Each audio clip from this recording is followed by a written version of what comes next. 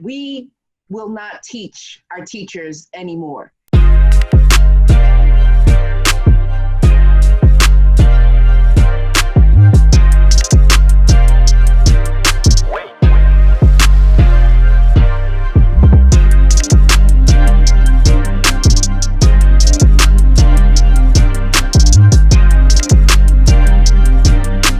You get the agency to say no when you're an actor in your career. Yes, nope, not doing that, not doing that. You get no choice when you're in grad school. And so I think part of that, well, the question we asked earlier was, do you feel the power to say no? Exercising the right to say no in a grad program is almost non-existent. Mm-hmm. Like, I've seen students hardcore say no to certain things, and they're deemed as troublesome. Their education and their graduation is now in jeopardy, the retaliation makes it so much harder for the rest of their journey. But then you're stuck in situations where your color is erased, or where you're making choices you would never make in the real world. And it's just like, we are making these selections and we're choosing these plays on behalf of what has to happen for the department, what has to happen for the program, with very little regard for what has to happen to the actors who are in these shows. Right. Oh yeah, right. I've always felt comfortable being the troublesome one, and that's, you shouldn't have to be put in that position, because I do not blame the people that go along with uncomfortable decisions, because none of it's fun. None of it's fun. This year we were writing a show called Divided, about the divide in our country, and there were so many microaggressions. It was daily. It was constantly, and I would have to send emails. It was like situations where it's just like, no, but I actively felt that pushback of like, you say no too much. You don't listen. You think you know everything.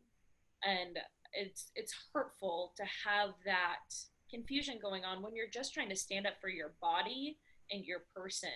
It's hard in the educational setting saying no, because it almost feels like, at least for me, I'm kind of a perfectionist and always wanting to be a good student, that I'm not being a good student, and that I'm not willing to learn, and that I'm not trying hard enough. I am taking the work seriously. I am trying hard, but also like, this isn't making sense to me, and I need, and I think that's, again, talking about just having more faculty of color would be helpful, because it's like, I need this communicated another way. I need to be taught in a certain way that's going to meet my needs, and this isn't it. I feel like being in an MFA program, it's about individual progress. We're not all the same. So if that's the truth, then like, you can't treat us all the same, and you can't treat your students of color and your non-students of color the same, because in the real world, we're not going to have the same experiences. I'm not going to be doing the scene I'm doing with this white person. Outside of this, I probably would never do the scene with them, or ever be given an opportunity to do the scene with them. So you need to understand that, and like, challenge me in a way that actually needs to be challenged and taught. I think it's an unspoken rule. Honestly, that's the way it feels. It's an unspoken rule that programs take, one to two specifically black students, or at least they try. If not a female, it's usually a male, and he's older and more established, is what I've noticed. And maybe not established in theater, but he's older, like 30s, is what just the pattern I've seen. And then they try to also get like one ambiguous person, perhaps, who could say yes to Italian, they could say yes to Spanish, they could say yes to Black, perhaps. And then like, that's it. Like, it just seemed to be an unspoken rule to me, knowing that, I have to work really hard because there's probably two spots for me in certain programs. But I feel like it's a very spoken rule. I feel like it's very precise. I feel like, no, I'm serious. I feel like it's purposeful, it's precise, because if it wasn't, it wouldn't be happening. You're creating an ensemble, you have your ingenue, you have your leading male, then you have all the other people. That's how, because if you have like 10 ingenues, how are you going to have an ensemble? How are you going to pick shows? So I think it's very purposeful. I think they do it with that in mind, because they're like, oh, we need to have diversity. We need to have a sprinkle this. That way we can do particular things. I think it's very purposeful, and I think it's very unfair. And I think that it's just, one, limiting to the schools and what shows they can do and all of the great talent that's out there. Then obviously it's hurtful for us, because then we're in competition with each other, because there is more than enough parts. There's so much room, but we're just not given. They want to think that Well, yeah, that part too. Well, we're in competition, like I said, in undergrad, when I'm doing the Crucible, there's only one Black role. There's 6 other Black women all in the same grade. We're now put up against each other, where the white girls, they have, in the Crucible, there's a whole bunch of white girl parts they can get.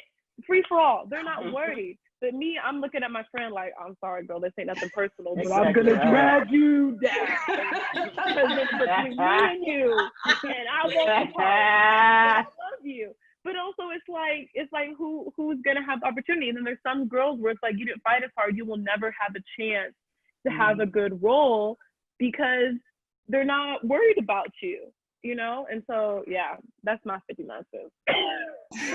Come on, an extra 9 cents. I went to a predominantly white school. So we were asking them to do shows like August Wilson and things like that, because I felt like that was a big part of my education as a Black person in the theater. And so I was like, do we have any MFA programs that are, you know, at historically Black colleges or anything like that? I really wish that I would love to be taught theater by people who look like me, because I just feel like the essence of it, the history of it, just things like that are things that everybody else has when they look at what we keep calling the Great White Way. I mean, obviously it's called that because of the lights, but still, so you get the point. But I would love to be taught theater by people who look like me so that I can learn that history, you know? And it's like not only people who look like me, but at least people who look like me at the very least. Yeah. Our professors a lot of the times ask us, what are your dream roles? What's your bread and butter? Like, what are you going to be doing when you leave? What are the roles? And name them. And then always giving the white students a long list of things they can be. You're going to play this role. You're going to do that. I see you as Sonia. You're going to be doing Chekhov. You're going to be doing Shakespeare. You're going to be on TV and film. And it's like, okay. What do you see me as? Oh, you don't see me. I see that. I love our program. I think I honestly think that they are doing the best that they can, but they don't know what the fuck to do with me. Like, they really don't. Like, they just have no idea what to do with me. It's like, oh, Meredith is, you know, so nurturing and kind, and that they love me as a human being, but they don't understand who I am as an artist. And I mean, it's not something I needed from them, thank God, because I was very spoiled. I was in a very Black bubble. I went to an HBCU, so I got my theatrical training from people that looked like me. Unfortunately, they were all men, so, but that's a whole nother topic for another. A whole nother topic, yeah. But like, I was spoiled in that way, so I came kind of knowing who I was as an artist. I came like already with that confidence. But imagine if I hadn't, and what I would feel like when my professors look at me and they have like no information, or they don't see me, or they don't understand who I am, or they don't understand my voice as an artist. Since I grew up in always predominantly white settings and never had Black professors, and I didn't go to HBCU, that's how I feel, literally, which is why I came to grad school, because I was like, I don't feel confident to now go into LA and audition for roles when I don't know who I am, because the type you're telling me I am, I feel like based off of stereotypes. It's not really me. You're saying that I'm intimidating and I'm aggressive and that I can't play the leading character, but I look like I have to stop you right now. They were like, Jada. And they're right, I called you intimidating and aggressive. You are literally a butterfly. They told me that I would be the lawyer. I have to find like really harsh like roles like that. And I was like, I feel like I'm a young teenager. Like, I feel like I'm a young girl, but I was never seen as that because I was so strong and confident, because I'm only one of a couple. Yeah. So then I was like, okay, I don't feel like I know, because I don't think that's who I am. But if that's how you're saying people are going to see me, I need to figure it out for myself and then come back. Well, let me go and research Black plays, because you're not going to tell me Black playwrights. You're only telling me white ones. You're not giving me scenes that actually fit me. You're not telling me anyone else other than Sam Shepard and all these people that I don't believe can't ever fit these roles. So I got to go. Where do I go? What do I do? How do I feel like taken seriously so I can say, this is who I am. I'm not this intimidating person. I have to be strong because, you know, but it needs to happen now. Like, that's why the revolution needs to happen now, because our white classmates, they get to see themselves everywhere. Yeah. I don't really care about their problems as actors, because I also understand those problems. Like, I can empathize, but it's just like, that's ridiculous that we have to unlearn that to also attempt to catch up and keep learning. Yeah. A system that doesn't work for us because there is no monolith to being Black, and there's so many multiplicities to being Black, and we should be able to play everything just like a lot of white people are. They used to play garbage and hookers and prostitutes all the time, and nobody bats an eye. Nobody says all white people are prostitutes and hookers and garbage. But for whatever reason, when a Black person does it, we're all prostitutes, hookers, and garbage. Yeah. Well, there we go. The thing that Jada said that really, really just like, hit me in the heart was that, you know, I have to do the research since you can't provide me that even though you have teachers. Yeah, I have to do it. And I think that's truly why I chose to go to grad school. I mean, I was already performing. It really didn't matter to me. I truly came here for a terminal degree so that I can teach, so that people who look like me, who are going through this, don't have to do the same thing. If no one's going to be the advocate for me now, then I have to be the advocate for the next generation. And if that's the way, you know, right now, I don't know. I don't feel like me, Janice, personally can go out and protest on the streets. But if this is my way of making sure that my people are taken care of, then I will, deal with the bullshit for this 3 years, and I will work the rest of my life to make sure Black people do not have to go through it over and over and over again. That's right. We just shouldn't have to. I also should not have to educate my educators. I mean, that's like the biggest thing. It's the biggest thing. I shouldn't have to tell you that's offensive because of this, this, and this. That's research that you should be doing. I shouldn't be paying tuition money to teach you.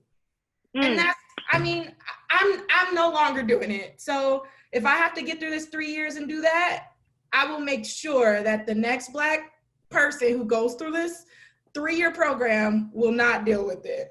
Right. I will make sure. I started giving them my Venmo. I was like, if you're gonna ask me a question like that, here's my Cash App, here's my Venmo. Or if I can't answer the question in a well-rounded way, here's my friend, here's their Venmo, here's their Cash App.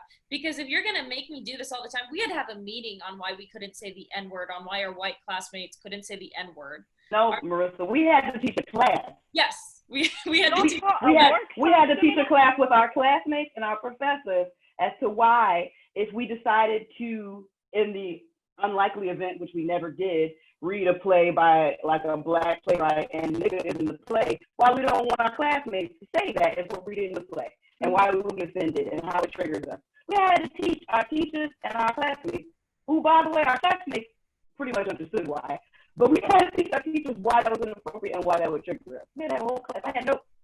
Yeah, because the whole situation was, one of our teachers was like, somebody brought in fences and the whole white class was reading it, and this is word for word, and everyone was throwing the N-word, and it was great. And it's like, Meredith and I were stretching. We were stretching.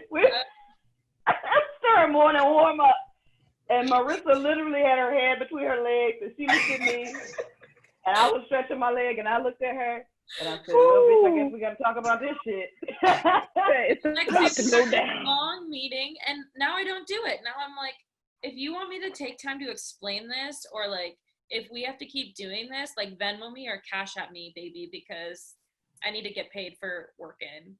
I do want to say something about accountability. I mean, that's a big thing that I've been thinking about all day today when we talk about, how most of our government officials right now are not taking personal responsibility for the things that are happening.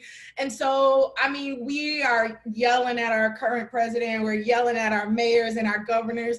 And so I think I kind of have to do the same thing with my educators, from undergrad to now to educators everywhere. If I've never even been your student, it's like, you have to hold yourself accountable at this point. You see everything that's happening in the world. You see literally all of us who are going through a program saying this, this, and this, and this. So we no longer can ignore it, and you have to do the work now. You have to do the work. The people have I've done my job. Now it's time for you to do yours.